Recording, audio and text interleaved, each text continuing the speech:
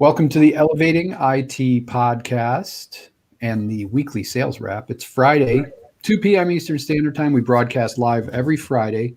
If you're listening to this on the podcast on iTunes, make sure to tune in with us every Friday at 2 p.m. Me and Frank, my lovely and talented, gracious co-host, Frank M. Di Benedetto, is here. I feel like you're announced me as like Vanna White or something, like you're sure. So each Friday we go live on Facebook, YouTube, and my personal LinkedIn. So if you're listening to the recording, we would love for you to join us live and comment. Nothing is more fun than getting your comments and people participating in the conversation. So welcome to Friday, Frank. So I want to talk a little music today, Mike. Get us warmed up. Well, you know what? Here, let me tell you something. I was on. You're already going to ruin my flow. I was just kidding. I want to set the table for you. I want to give you some permission. Okay. Right. So I was on a podcast last night. Mm-hmm. I was a guest on the Tech Bar with OIT VoIP. They hosted it, and they hosted Matt Solomon, Dan Tomaszewski, and Miles from Graphis. And I apologize if Miles is listening. I can't remember your last name, but I will learn it and be better next time. But here's this was like, I was there for 3 hours with these guys, and we were drinking and laughing and having fun. Like we talked, it was like pure awesome nonsense. It was a lot of fun. And I was thinking we need to bring some fun into our podcast, not be so, it's Friday. It's not necessarily the end of the day, but we need to have some fun. So let's have some fun. You talk about music. Does this involve day drinking, or is it, I got to know what they're grinding. No, I'm just telling you that there's other podcasts out there that exist that just do nothing but nonsensical fun things. Gotcha. We talk a lot of business on the podcast. We talk about, some really cool, I think some important stuff, but I saw a whole new world of just being on like almost like a comedy type of, not about business. It was business, but it wasn't, we didn't talk business at all. We did trivia. We did Canada trivia to talk about MVP Growth Fest. They were doing all sorts of, and they got into music too, actually. So, all right. So let me tell you what I was going to say. So my car, the car, you probably have a car that does this too, where you'll use like CarPlay, I think it's called, where it kind of almost turns your car into like a giant iPhone. So the last car I had this, and I always find that ironically, I'm in the world of technology, but I tend to adopt stuff slower. Like, like I think the last car I had, it still had like the CD, like you could put the CD in. Now I wasn't playing CDs, but I just thought that's kind of funny. Like, this car doesn't have that. So anyway, I'm still like old school. Like I will go like find an album or something, or whatever you want to call it, like on the playlist thing, and I'll play it. And I know it's streaming from my phone, but it's coming through. But I just, I'll kind of listen, I'll just, because that's what you used to do in the older days, right? Or call it old days. But now my car every once in a while decides to do its own thing, and it just suggests music for me, which is pretty cool. Does so I think it's the right thing. Like, is it suggest? Are you like, why is it suggesting that, or was it? Well, it's not the car itself. I think it's actually Apple. Sure. I don't know, Apple Music. Maybe it puts together like, I guess, playlist or what would we call it? Like a channel. And I think what it does, it looks at the kind of music that you listen to, and it kind of learns your tastes. So I don't know, maybe I resist that stuff because I think it's just creepy that like they kind of know everything and then they start playing stuff. But anyway, I'm in my car today and I'm like, a little Rush came on. Like, do you like Rush, the band Rush? I can't stand Rush. Really? Ugh, crushing. Well, anyway, like, so I went to Rutgers in the early 90s, and the music scene was like totally alternative. So, all the Seattle bands like Pearl Jam and Soundgarden, Alice in Chains, like blew up. And so it totally knocked like those more classic rock kind of bands that I had been listening to totally off the map. So I haven't listened to Rush in forever, but I forgot how good the songs are, some of those songs are. And there's only 3 guys in the band. So anyway, I guess what I was going to get into with you, but you're not a Rush fan, was like, like some Rush music came on and some other stuff. Like I was like some REM, and I was like, wow, it's just like my car is really killing it today. And then I Your looked. car basically said, "Play crappy music for Frank." It was good. Anyway, that's all I got today, Mike. So it's good seeing you, and I'm glad you got drunk on your podcast last night. I didn't get drunk. I didn't say I got drunk. We were drinking. All right. I'm a professional. I would never do that. All right. Well, you don't like hockey either, do you? I don't. I mean, here's the thing. I would go to a hockey game. Yeah. And we used to have a hockey team here in Connecticut. Yeah, the Hartford When I was a Whalers. kid, I used to go to hockey games all the time. Yep, it was the Whalers. I think they became the Carolina Hurricane. Yeah, he did. That's correct. And then they became a better team by moving, which was heartbreaking. It was. Yeah, I think that's always rough for like a city or who has a team, and then the team moves, and then they slap a new logo, and then like technically your team like goes and wins the cup in another city. Yeah. Like, I mean, being a New York sports fan, like that'll never happen because, those teams aren't leaving New York, but I could see how crushing that must be if, you're like a Quebec Nordiques fan or you were a Hartford Whalers fan and, a couple others. It was tough. I used to go to hockey games all the time when I was younger, and, you'd have school trips, you go to a hockey game. It was only, it was an hour ride up north to Hartford, but Connecticut doesn't have any professional teams. So let me tell you my hockey history. So always loved hockey. Just I don't know why, I just love the sport. When I was in high school, we didn't have a team. I went to public school, so there wasn't a hockey team. But we used to play street hockey and roller hockey and some pickup things. So anyway, back in 1994. I started working, and my cousin worked in the same place, and he had Ranger season tickets, New York Ranger tickets, which was my favorite team. And he said, "Hey, you want to go in on the season with me?" Because he used to split them with my uncle, and my uncle was like, "Nah, nobody goes. I spent all this money."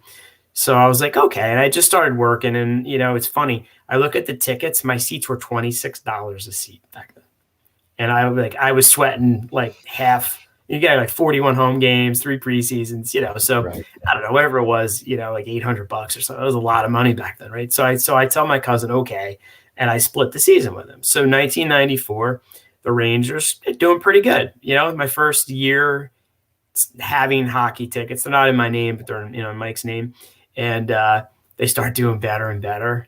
My uncle's kind of like, hey, do we still have those tickets? And, of course, my cousin Mike, who's a little vindictive, he's like, no, I split them with Frank, so you could go to a game if you want. But meanwhile, they make the playoffs and they win the Stanley Cup. And I'm there when they win the cup, right? Wow.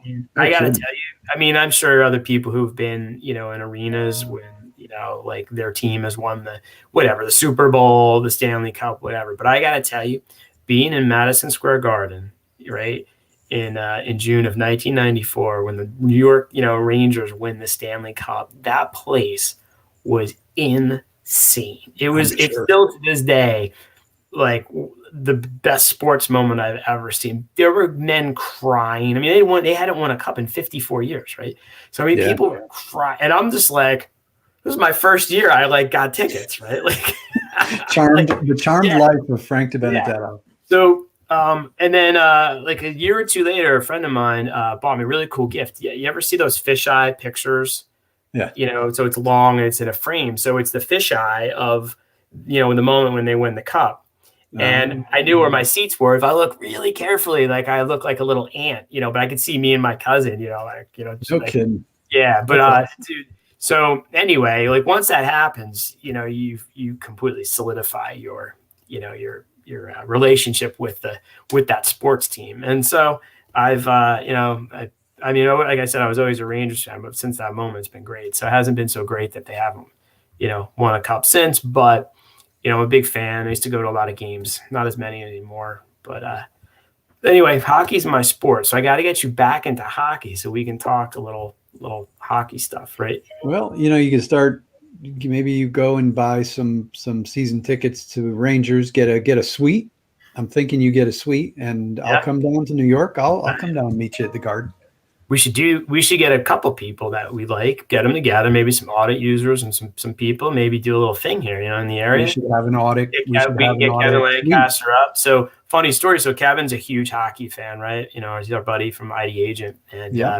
And so he was there when the Capitals won the cup a couple years ago. Yeah, I remember that. And but he's a big fan of the Capitals. And so Henrik Lundqvist, who was, like a fan favorite, goaltender for the Rangers for a lot of years, was acquired by the Washington Capitals. So Kevin, of course, gave me a good ribbing that, the Rangers, gave up Lundqvist, and he's now on the Caps.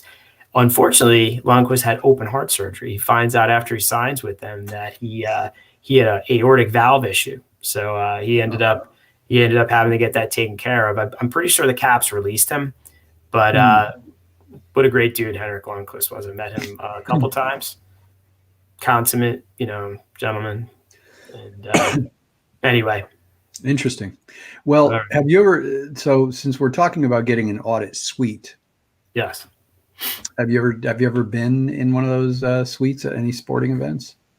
I have, yeah. So my really good buddy from college works for Comcast Spectacor. And Comcast Spectacor owns the arena in Philly. They own the Flyers and some of the other teams down there. And my buddy's he's now the general counsel for them. So he negotiates contracts, or he signs the contracts for the players. Some cool stuff. So every year me and a few of my other buddies would make a pilgrimage down to Philly, and we would go to a Rangers Flyers game, and we'd sit in one of the corporate suite boxes. And, of course, when the Rangers would win, when they would score a goal, we'd have to do like little golf claps and be professional. So that was probably the cooler experience. We did that, for a lot of years. Last couple of years, last year, obviously didn't do it. The year before that, I think something got in the way with the schedule. But I've been in the Garden a couple of times. They're okay. Nothing special. Personally, I'd rather sit close to the bench or the ice if I was going to spend the kind of money. But a suite's cool because if you invite a lot of people, you could talk and hang out. It's a good atmosphere. I got to go sit in the suites at for the Marlins. It was not like a lot of people went to see them. This was '98, the year after they won the World Series, and they stunk. They got rid of that championship team, and only had utility players, and Bobby Bonilla was the only one that lasted from that year before. And my friend was Bobby Bonilla's private chef. Oh, wow. So we went to visit him, and we went to the Marlins games and sat in the suite. And it was just three of us in Bobby's suite. It was awesome. They're bringing us food and wine and beer and anything we wanted. Pretty cool experience. After you do that, it's hard to go back. Do we really have to sit near people? Can't we just have our own little private room? The Rangers redid the Madison Square Garden, and they didn't move, so it's in the middle of the city, right? So you can't just you can't knock it down and rebuild something next to it. So they had to kind of work within the footprint that they were in, and they went through a phased approach, and it was a mess for a couple of years. They had sections closed off, and some people like the new garden, so to say, and some people don't. I'm not a fan. Yeah, I don't really like the new one either, especially you used to be able to walk from the top all the way down to the ice. You have to zigzag maybe down. Now you get down, you have to go out, down an escalator, come back out. So it's a real pain to get, from different levels, in the garden. Yeah, I mean, again, it's probably just because of the design, but they had to do something to keep up. But the prices are just ridiculous now. I mean, the seats, again, I paid $26 a seat. The last year that I had tickets, they were in my name. Boomer Esiason was actually about 5 rows from me. He was the diagonal across the last walkway as you went down to the ice. My seats were $210 a seat. I had 2 seats, so it was $420 a game. And I had convinced myself it'd be good for business. I could take people out. It was hard. People would say they were going to go, then they would cancel last minute. And if I was like, hey, Mike, you want to go to a Rangers game? I wouldn't charge you. But that's like $500, you know, by the time the night's over. And it's like, how many times a season am I going to be throw $500 around? And like, then people knew I had tickets, right? So like, if you call me up, you're like, hey, I want to take my daughter to a game, you know, can I buy a set of tickets from you? And I go, yeah, they're $420. And then there's like silence on the phone. And then you're like, yeah, you know, I think I'm going to just go on StubHub. So it was stupid expensive. And I finally was like, I couldn't organize it enough. And I said, you know what? I'm going to get rid of the seats, which I did. And now I have buddies that have tickets and stuff. But so many people owed me from so many years of me taking them to games that, you know, I get asked all the time. And if I really want to go to a game, you just go on StubHub and you just spend the money. So I'm sure the Rangers don't like to, you know, hear that if you're trying to sell tickets. But, you know, and the only thing I got, actually, there's something that was very cool. So after having tickets all those years, I was probably on a list, and it was like try to save this, you know, ticket holder list kind of thing. Yeah. And I get a voicemail from Adam Graves. You know who Adam Graves is? No. So Adam Graves was part of the 1994 Stanley Cup team. Just, you know, just a great team guy. You know, anyway. So if you're a Rangers fan, you know Adam Graves. So anyway, they just call him Gravy. So I get a message from Gravy on my cell phone. So I kind of think I'm getting punked. I'm like, there's no way. So I call the number back. It's Adam Graves. And he's like, yeah, you know, the Rangers asked me to give you a call and, you know, see if there's anything we could do for you. We know you were a long time, you know, season ticket holder, and we'd love to continue to have your business and stuff. So anyway, you know, so I chatted with him. You know, I was like, oh, I was there in 94. Like, this is a cool guy. Like, he wasn't like, he didn't care. We could have talked for an hour. Like, he was just like, we were talking hockey. And he's like, hey, listen, if there's ever anything I could do for you, you know, or the organization, you know, please, you know, save the number, call me, and, you know, thanks for being a fan and blah, blah, blah. So I said, you know what? I said, listen, I go, my buddy Chad is a lifelong Rangers fan. He used to have seats a couple rows behind me with his dad. I said, you're his favorite player for good reason. I said, if you want to make a Ranger fans like year, if not life, I said, could you give him a call and say hi? He goes, absolutely. He goes, give me his number. So he goes, who should I tell him to call? And so my buddy Chad calls me Frankie Fusilli, right? So I said, tell him Frankie Fusilli called, right? About an hour later, I see Chad calling me. I go, hey. He goes, are you kidding me? He goes, Adam Graves just called me up, told me Frankie Fusilli told me to give him a call. Like, how cool is that, right? Like, Adam Graves gives him a call. You know, like, you would think you'd hung up and been like, let me call the next guy on this list, right? How cool. So and did you end up going, hey, give my friend a call after you were talking, you know, you're talking to me for an hour, thanks for that, and call my friend, talk to him for an hour, but I'm not buying tickets. Also, another cool Adam Graves story. So my cousin, the one I used to have tickets with, he had you know, he got a couple of younger kids. Anyway, his house burned down. Like, they were young. Nobody got hurt, thankfully, but, you know, he lost like pretty much all his stuff. And somebody had, I don't think the Rangers had a Facebook group at the time, but somebody got in touch with the Rangers and said, hey, you know, a longtime fan, you know, he lost everything. His kids play hockey. You know, they lost the equipment. Adam Graves, like, donated like $1,500 worth of hockey equipment, all that stuff. So when I was talking to Adam, I said, hey, that was my cousin, Mike.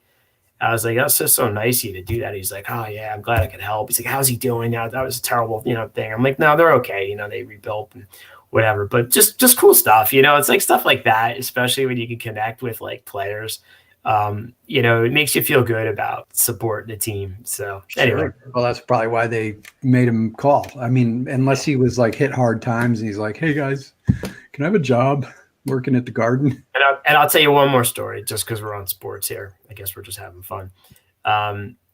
Back in like 99 or so, I get invited to go play at Westchester Country Club in New York, obviously, at the NYR, New York Rangers Skate Foundation charity event.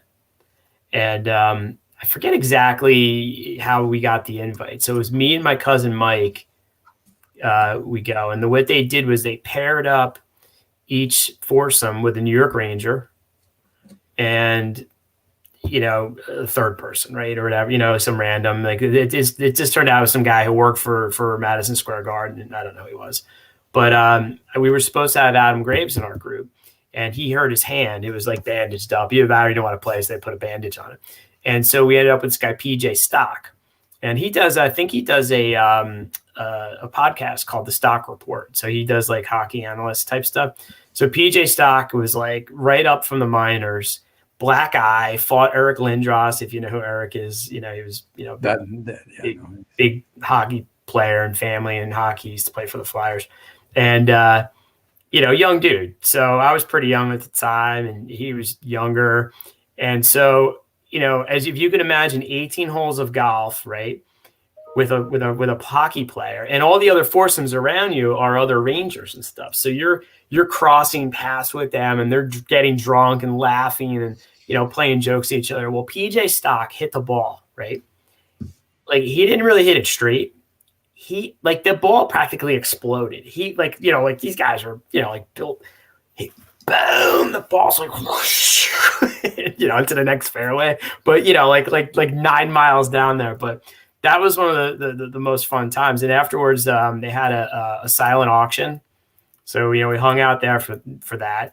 And then, by the end of 18 holes, you're playing hockey and playing golf like 4 hours. PJ's like bringing me around, introducing me to like all the other players. Like, and you don't know the players, so I'm not going to name them. But, I'm getting autographs on stuff. It was so cool. It was really a great experience. It's wild. And, well, you know what? Let's bring it home since we were having some fun and talking about music and then getting into hockey. We may as well do a little promotion here for our friends at ID Agent putting on the MVP Growth Fest. It's all great. Wayne Gretzky. How do you spell Gretzky, Mike? Hang on a second. Let me Google it. That was an honest mistake. So what I'm referring to is every once in a while Mike spells something wrong and I give him a good ribbing. And he gets so upset with himself. And, he's like, I didn't do it on purpose. And I always tease him. So it's all right. You spelled Gretzky wrong, but you fixed it. That's right. Well, it was in an email. Yep. I sent out an email and I basically cut and pasted a bunch of stuff from that email into that ID Agent gave us some, some things to promote it. And I put the email together based on what they did. And I didn't even realize I wrote Gretzky's name. I was like, ooh, did they misspell it? But it was me. I ended up looking for a quote. And, it's the famous quote, you miss 100% of the shots you don't take. I love that quote. Didn't even know it was Gretzky who made that quote. I thought it was Michael Jordan. And I went and got that quote. So Wayne Gretzky's dad passed away recently, Walter Gretzky. He's like kind of almost known as like the father of hockey, very well respected, obviously, Wayne's dad, but, did a lot for Canadian hockey. And when they were doing a little bit of like, the obit background on him, they actually said that he said that. So I haven't confirmed it, but they said that that quote is attributable to him, not to Wayne. But either way, it's a great line. Well, I'm going to, I'll put this up here. I just popped this in the comments. I know that's a long URL. Just go to auditforit.com, go all the way to the bottom, click on the blog, and it's the first blog post. Just a replay of what we did last week. We had Matt Solomon on as a guest, and he came on to talk to us about the MVP Growth Fest, which is going to be really great. Yeah, and I did spell Gretzky's name wrong. And sent it out in an email, and Kevin Lancaster immediately emailed me and said, you spelled Wayne Gretzky's name wrong. There you go, hockey fan. So, what's your sport? You're a baseball fan, right? You're a Mets fan? Is that your poison? It's going to be a good year for the Mets, maybe. We're good on paper. We'll see how the season goes. One of my more memorable traveling years with you was the year we hit a couple of the baseball. Yeah, we went to some great old ballparks, right? And we hit Fenway. You've never been to Fenway. Fenway Wrigley. That was pretty fun, because Fenway Wrigley. Yeah, we were on tour with ASCII in 2017, and we stopped at every. I mean, you got to hit. If you're in Boston, you got to hit Fenway, and if you're in Chicago, you got to hit Wrigley. And of course, we made the mistake. The ASCII, we love them. We're going on the road with them again this year. But they hosted the event and they say it's in Boston, but it really wasn't in Boston. It was maybe It's in the main section of Boston. It was on the outskirts. And if you're familiar with that part of the country, so it was maybe 5 miles, 10 miles from Fenway.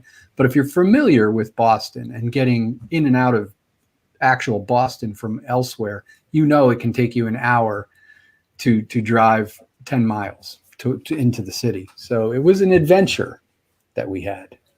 Chicago was a little easier, if I remember correctly, but Boston was we were hilarious. close. And I have a picture of you as we were on the train in Boston, a packed train, and somebody's backpack was in your face. It was hilarious. Let's end on this story though. So you drove because you're closer to Boston. I flew up there or wherever we were near Boston, and you said, "Well, we're going to drive to the T, and then we'll take the T to the game because it will avoid driving." We would have regretted driving. Yeah, right. So I was like, okay. So I remember we drove what felt like 4 days to get to the T, and then we were waiting.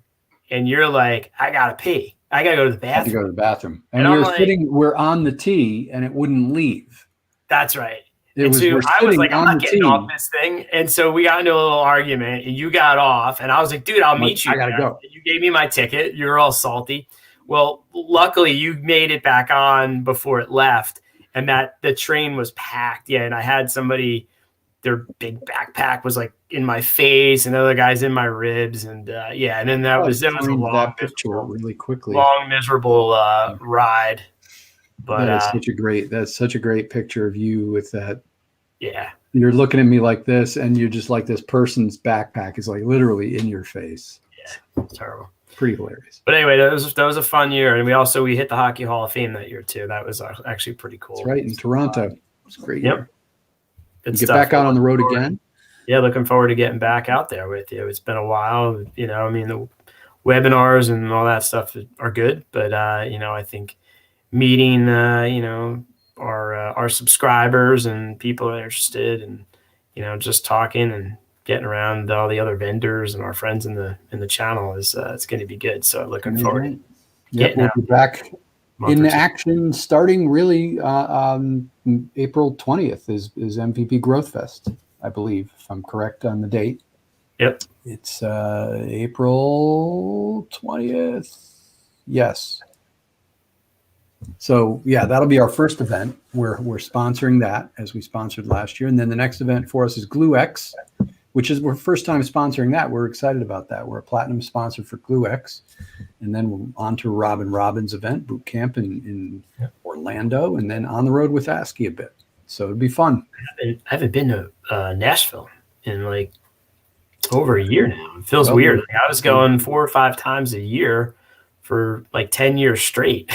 And having it in Orlando because they won't let her have it in Nashville because of COVID. I think I think as things start to change, I think she'll be the third quarter one will probably be back in Nashville. So Producers Club in July will be sponsoring that, and we'll be in Nashville.